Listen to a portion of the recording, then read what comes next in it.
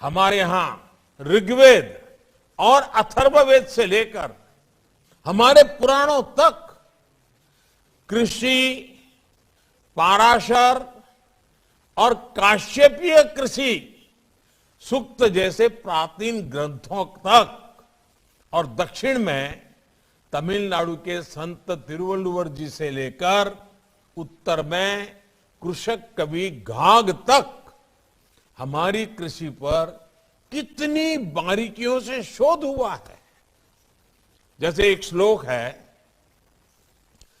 गोहितः क्षेत्रगामी च कालजो बीज तत्परः कालज्ञो बीज तत्परः वितंद्रः सर्वशास्त्राढ्य कृषको न अवसीदति। अर्थात जो गोधन का, पशुधन का हित जानता हो, मौसम समय के बारे में जानता हो, बीज के बारे में जानकारी रखता हो और आलस न करता हो, ऐसा किसान कभी परेशान नहीं हो सकता, गरीब नहीं हो सकता। ये एक श्लोक नेचुरल फार्मिंग का सूत्र भी है और नेचुरल फार्मिंग की ताकत भी बताता है। इसमें जितनी भी संसाधनों का जिक्र है सारे प्राकृतिक रूप से उपलब्ध हैं।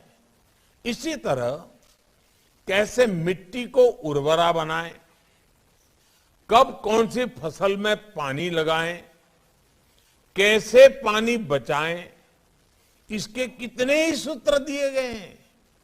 एक और बड़ा प्रचलित श्लोक है, नैऋत्यार्थ ही धान्यानाम जलम भाद्रे विमोचयते मूलम मात्र तो संस्थाप्य कार्य जट मोक्षणम। यानी फसल को बीमारी से बचाकर पुष्ट करने के लिए भादों के महीने में पानी को निकाल देना चाहिए। केवल जड़ों के लिए ही पानी खेत में रहना चाहिए। इसी तरह कवि घाघ ने भी लिखा है, गेहूं बाहें, चना दलाएं, धान गाहें, मक्का निराएं, उख कसाए। यानी खूब वाह करने से गेहूं, खोंटने से चना, बार बार पानी मिलने से धान, निराने से मक्का और पानी में छोड़कर बाद में गंगा बोने से उसकी फसल अच्छी होती है। आप कल्पना कर सकते हैं, करीब करीब 2000 वर्ष पूर्व तमिलनाडु में संत तिरुवल्लुवर जी ने भी खेती से जुड़े कितने ही सूत्र दिए थे। उन्होंने कहा था, तोड़ी पुडुड़ी कच्छचा उणक्किन पीड़ी थेरुवुम बेंडादू सालप पड़ुम। अर्थात if the land is dried so as to reduce 1 ounce of earth to quarter, it will grow plentifully even without a handful of manure.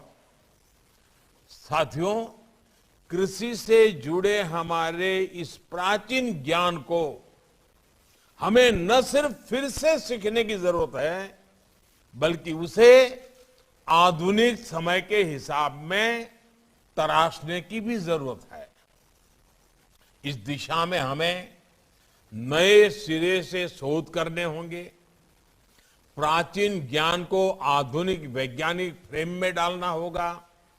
इस दिशा में हमारे आईसीएआर जैसी संस्थानों की, कृषि विज्ञान केंद्रों, कृषि विश्वविद्यालयों की भूमिका बहुत बड़ी हो सकती है।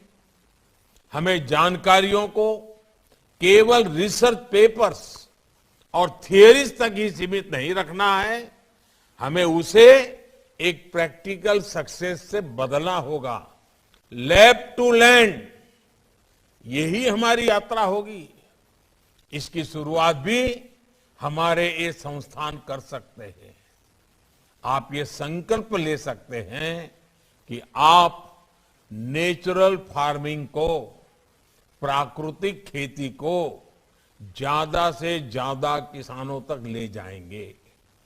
आप जब ये करके दिखाएंगे कि ये सफलता के साथ संभव है, तो सामान्य मानवी भी इससे जल्द से जल्द जुड़ेंगे।